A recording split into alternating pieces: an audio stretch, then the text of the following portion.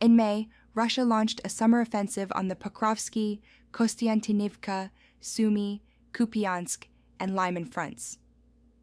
In late June, the offensive stalled on several fronts. Only in the front of Pokrovsky and Kostiantynivka and southern Donbass was Russia able to advance significantly during August.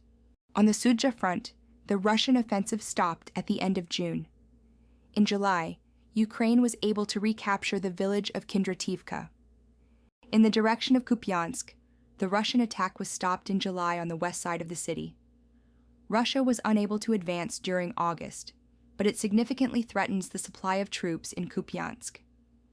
North of Liman, the 3rd Assault Brigade stopped the Russian advance in August and recaptured some areas in the Karpivka Reservoir. In the southern part of the region, Russia captured the village of Serednye.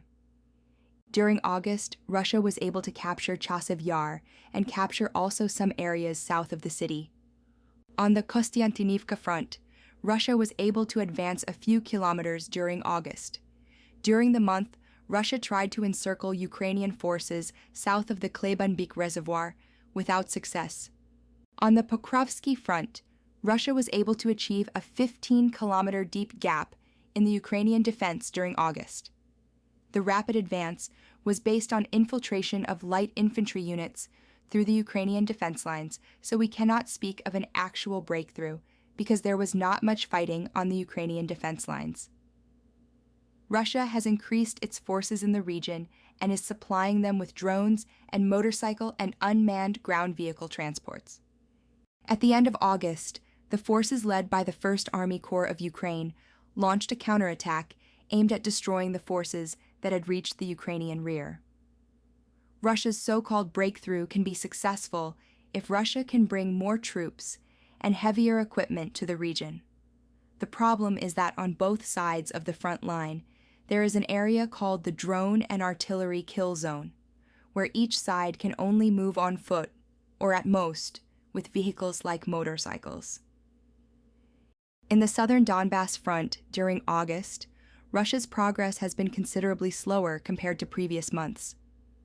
Ukrainian forces led by the 5th Mechanized Brigade made a counterattack and occupied areas near the villages of Yalta and Tolstoy.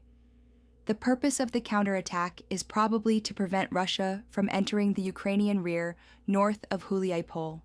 On the Zaporizhzhia front, Russia has advanced only slightly in the area of the village of Kamyanske. Russia is concentrating a group of approximately 100,000 soldiers in the Pokrovsk region. Troops are apparently being transferred from other fronts. Russia also suffers from a lack of manpower. According to some information, the recruitment numbers of the Russian armed forces have decreased by as much as half in recent months.